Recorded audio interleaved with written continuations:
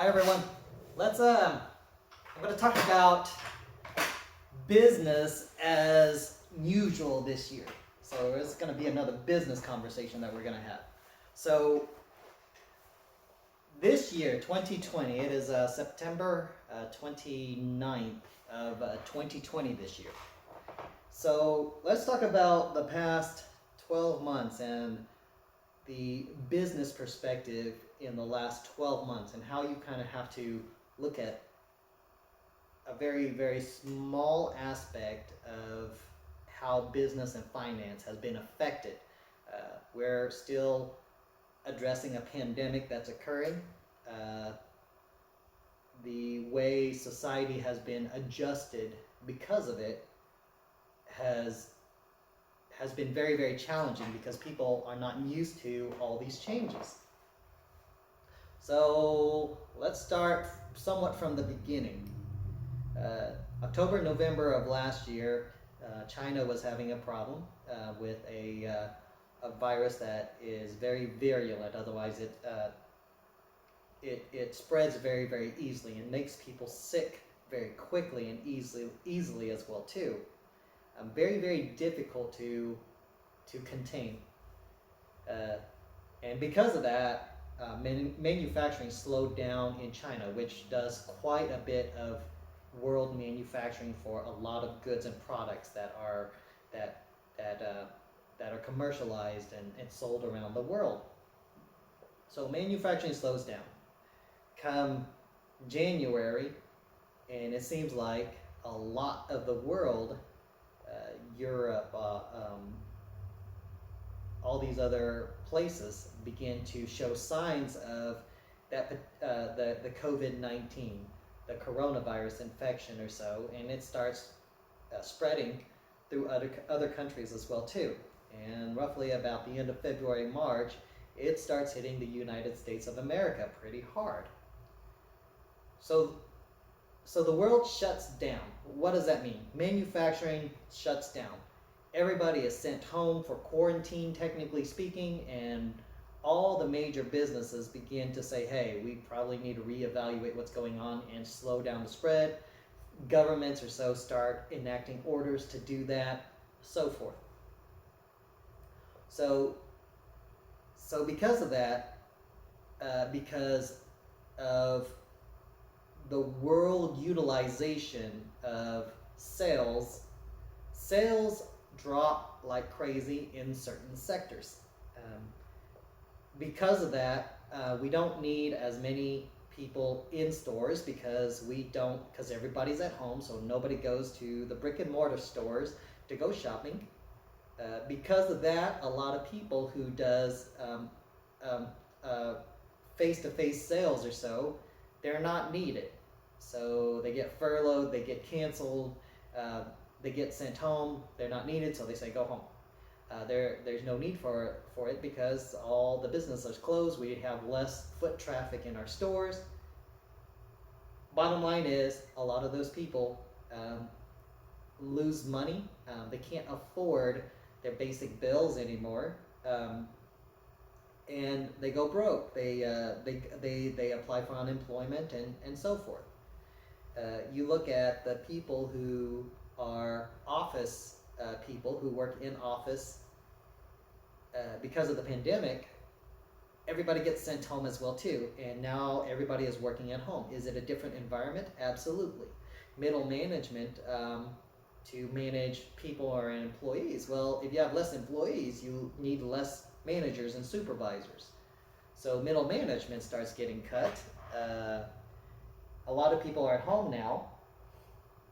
So what changes, and because of that, what also happens, a lot of people in the middle management group, they become unemployed as well too. They can't pay their bills because they're unneeded, and with declining sales, because most companies are based upon product sales decline, which means less people are needed. So a lot more people become unemployed because they're not needed to sell an item, or they're not needed to produce an item, or they're not needed to manage a group of people, because those group of people begin to dwindle and don't exist anymore. So a lot of people become unemployed. What does this do when it comes to the world in general? It's a paradigm shift when it comes to how products, goods, and services are delivered to a consumer, a customer. So if people are working at home more, two things occur. First off, nowadays in our technology savvy, our digital world, more people, as they work at home, will require internet services. So the utilization of data services, internet service at home increases quite a bit because we've never had this many people work at home, or to protect the world or so, we're having so many more people work at home. Offices shut down, which means all these major services in offices, they're not technically required anymore, temporarily. Is that a good thing or a bad thing? No, it's just a thing. So there's a shift in data services from the commercial side, the business sector, to the residential sector. That creates a burdened load on the residential internet services. So those services over the next few months have to be boosted so they can be managed, they can be sustained. People are paying for higher data services because they're needing it for their job. People are driving less to work because they're staying home, so less gas utilization, less time wasted traveling to and from work as well too. Good thing and a bad thing. So all these things are shifts that occur. The other shift that occurs that is really, really difficult to strategize is the housing market. And we're going to look at this in an example, because there's no true group that says, hey, houses that are worth $80,000 to $120,000 or $100,000 to $150,000. The reality is, the more unemployment that occurs, the less money people have, the houses they can afford are going to be less pricey, or otherwise going to be cheaper in a sense, going to be at a lower cost, whatever you want to consider it. So we're going to look at unemployment for just a second as the middle management people, people who are middle income class people who have office jobs, white collar jobs, so forth. The average salaries of anywhere from $70,000 to $200,000 annually. These are the typical people that would be living in homes that range anywhere from about $175,000 to $400,000, maybe $500,000 a year, who can afford that mortgage. Well, the problem is, those people who become unemployed, they can't afford a house like that. So at some point, what happens, because they are making less money, or maybe their dual income house, it's going to be cut just a little bit because the wife can afford it, it still has the job, but the husband doesn't, or vice versa.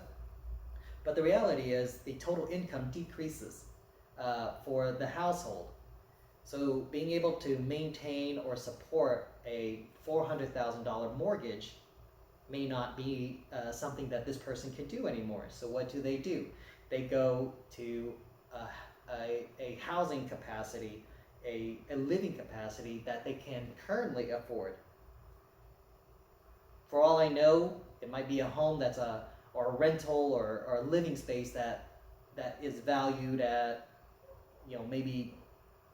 maybe instead of $400,000 mortgage, $125,000 or $150,000 mortgage. Whatever is affordable that doesn't cut their quality of life so bad otherwise. So, housing market crash, what happens? The reality of it is, yes, you are going to have blue collar people who have to go from maybe a $125,000 home to $60,000 home. Ultimately, if you look at most homes that are under $175,000, $200,000, that market is going to be in high demand. So I was explaining to somebody that just because there's going to be somewhat of a housing market crash because we have such high unemployment, it's not about the crash, it's about which sectors of the housing market is going to crash. Homes that are under $175,000, $200,000, there's going to be a boom because that's what people can afford overall. So I made this comment, you think about it, in Oklahoma, a $125,000 home, the reality of it is more people are going to demand a home like that. So it's a higher demand but not enough supply. So somebody can take a $125,000 home, probably up the cost to about $135,000, $140,000 and still sell it. So that particular world of low-cost housing, very, very profitable overall. Let's look at the $300,000 market. Well, if you have a lot of homes now and a lot of people having to move out or foreclose on these homes because they can't afford them anymore, you're going to have a lot of homes that are $300,000 homes that have to be sold at a discount. And the reason why is because, yes, there are going to be people who make $1 million a year or whatever it is, or $500,000, $600,000 a year. Well, some of those people are going to become unemployed as well too. So they can't afford $1 million home anymore. So what are they going to do? They're going to cut back to maybe a $300,000 home. The thing about it is nobody wants to lose tons and tons of money. But if you have 10 $300,000 homes available, and all 10 of these people really need to get rid of it so that they don't have that financial burden, those homes are going to be sold at a discount so that they don't lose $300,000, they only lose $30,000 or $10,000. So these homes are going to vie for customers, so they're going to be sold at a bigger discount overall. The $125,000 homes, $10,000, $15,000 more, very good profit margins, a very good percentage increase. The $300,000 homes, the reality of it is the person who's willing to let go of their home for $250,000 at a loss, at least they're going to be able to get rid of that home. That person who just lost their $1 million a year job, they get a home for a fairly significant discount overall.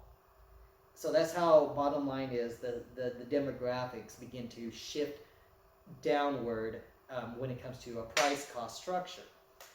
The reality of it is those $300,000 homes, it was nice, but nobody can foresee the loss of a job due to a pandemic. It's not something that can be adjusted.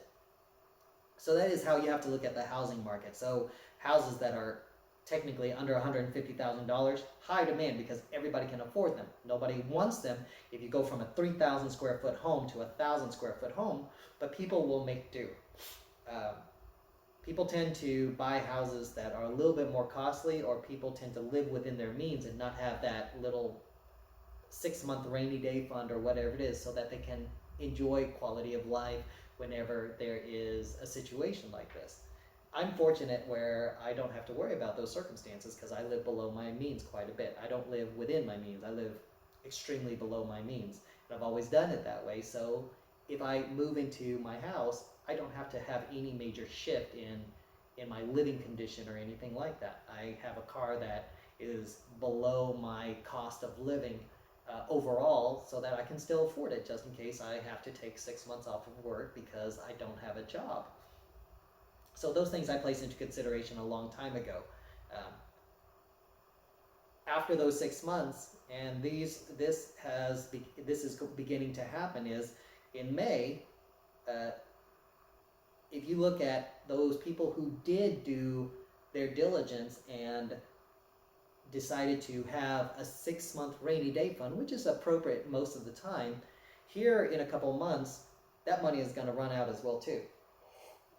So they've been able to sustain their way of living for 6 months. Has the economy picked up well enough or adjusted to all these changes that happened because of this year's pandemic and socioeconomic changes? Not well enough yet. The reason why is because we're still having problems with illness from a pandemic. So some of these people, even after 6 months of trying to find a job or trying to get their life back to square one, it's not that easy. So what's going to happen because of that is that money is going to run out as well too. Pandemics take a while sometimes, and as of right now, until we have a good vaccine to manage this particular virus, will we still have illness and concerns and worry and fear? Absolutely, because it's a fairly contagious as well as causes extreme illness. It doesn't matter the percentages. It's just what it is. It's just still gonna cause certain deaths. It's gonna cause certain health related situations after somebody even recovers from it. It's still gonna cause illness, and it's still changed the way society works. Is the world beginning to reopen just a little bit? Yes. Is it opening fast enough to allow the economy, to allow the commercialisms, to allow the production and sales of goods or so to buffer all of this change? Not yet. So where does that lead to? Higher energy need because people are staying at home more. So energy sector, they get a boost because more people have a demand for energy. So the energy sector becomes profitable. Cars, airplanes have taken a humongous hit. So that means the transportation sector overall will take a hit. If we have 100,000 flights every single day, and now we cut it down to let's just say 60,000 flights every single day. Well, what does that mean? We have a 40% decrease in the need for airplane gas. Cars wise, yeah, we got 1 billion cars on the road, but if only 500 million cars are driving now, that also means that we need less fuel overall. So the gas sector, the oil sector decreases because there's less demand, there's less need for it overall. When it comes to sales or so, well, if nobody's walking into stores or so, or the traffic decreases, and everybody starts buying things online, it will increase deliveries, but a delivery system is designed to be efficient. So delivery increases, online sales increases. So yes, Amazon is banking because of it. Walmart's developing their online system right now to catch up so that they can be profitable as well too. The strangest thing is, surprisingly enough, the production of these masks or so, it increases because now we have a humongous need for them. So there's a profit right there that happens because of this shift. A new product occurs that takes over for a product that is unable to be sold. So these shifts or so rebalance itself over time. You just have to figure out, because of this, what changes and what products are necessary because of change. Think of the online meeting system like Zoom, or video conferencing systems like what is it, FaceTime or Google Duo or Meetings or whatever it is. We have all these online systems to do video conferencing when we cannot do it in person. So the benefit of those companies go up because there's a need for it, and a need to develop better video communications, data communications, voice communications, so that the social interaction still occurs even at a distance. Different processes like the need for hand sanitizer. I've yet to understand the toilet paper thing, but I thought that was just a niche thing that was going to happen. Apparently it is. Toilet paper's coming back, and nobody needs to buy a bunch of it anymore. Go figure. But once again, all these other things, sanitizing systems or so, sanitizing wipes, sanitizing sprays, hand sanitizers, well, whatever it is, all these systems or so had to ramp up production, including masks, people making masks or so temporarily. Well, it will all level off, and manufacturing will catch up and be able to balance the supply and demand curve.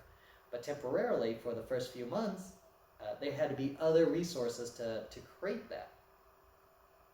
So all these shifts or so in product, in marketing, well, when it comes to even advertising and marketing, it's changed. If people are at home more, how do you get or show a product in front of somebody's face? Well, if they're not out in public, they're not driving, they're not going to stores as much, they're not going shopping as much. Billboards become less effective. Store advertisements, store posters become less effective. People at home, they're going to be on their computers, they're going to be on their TVs, they're going to be on their phones, they're going to be on these digital devices more. So marketing wise has had to adjust from people being in the public space more to being in the private space. And how do you reach people in their private space?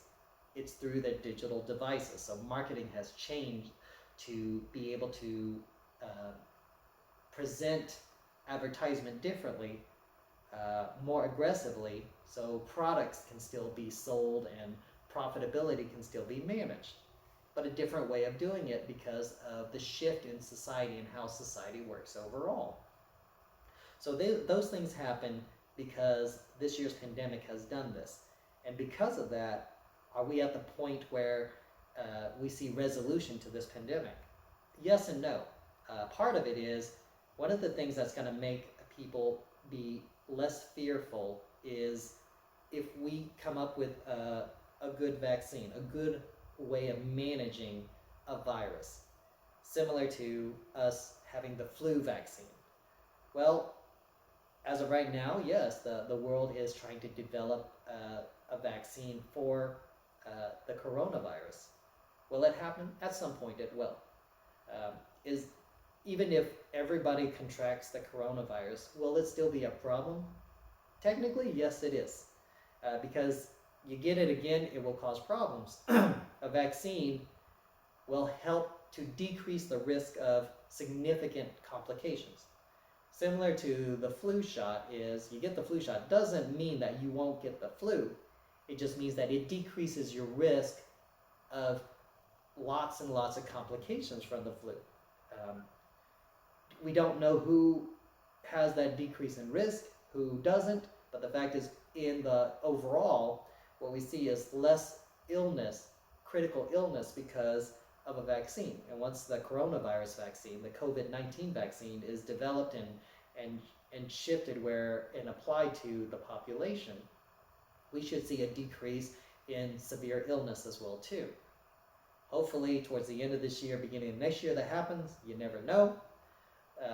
Has the world changed because of it? Yes, because the energy production is also wanting to shift to renewable energies.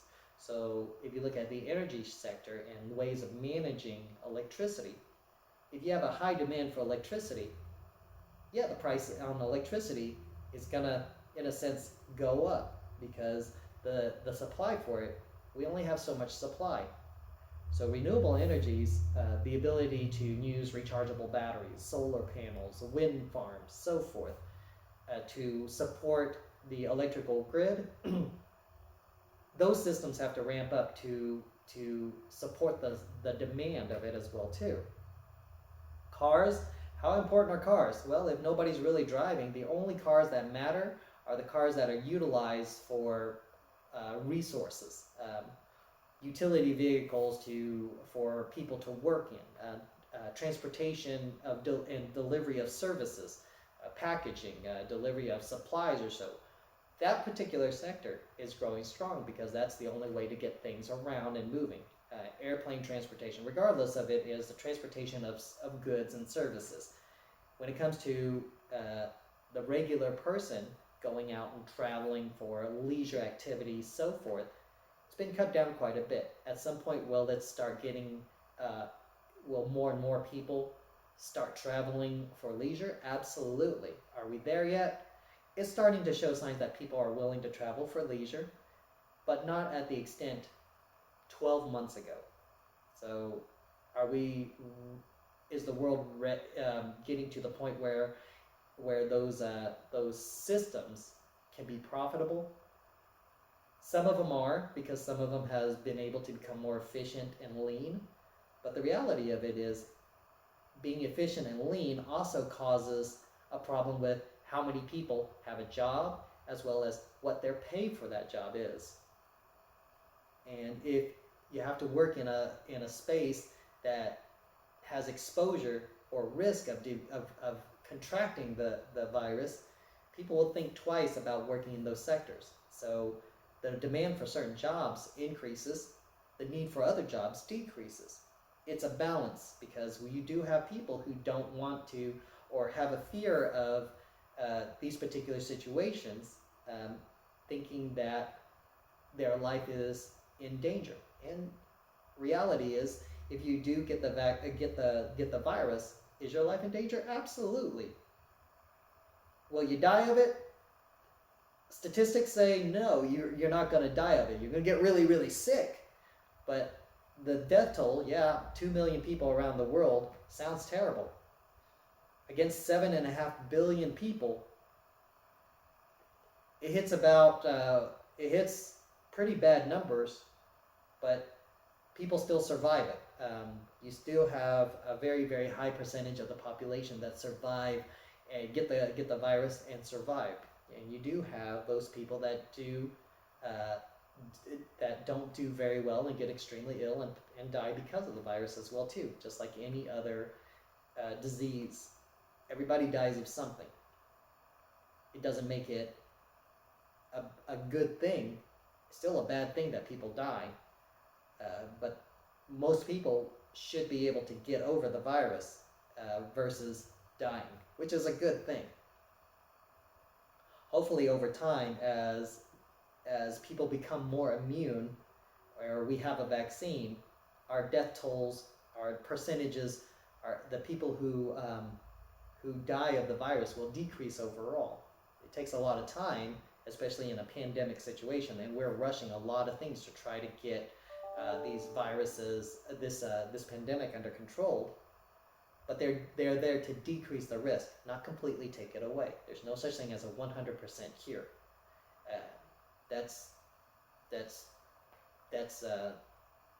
The reality of it is there's no such thing as a 100% cure. So we never look at 100% cure. We look at decreasing risk overall. If you can decrease somebody's risk of going into the ICU by 50%, that means statistically half of the people who would have gone to the ICU, only half of them will. So that's a good thing. Has it caused a humongous shift in society?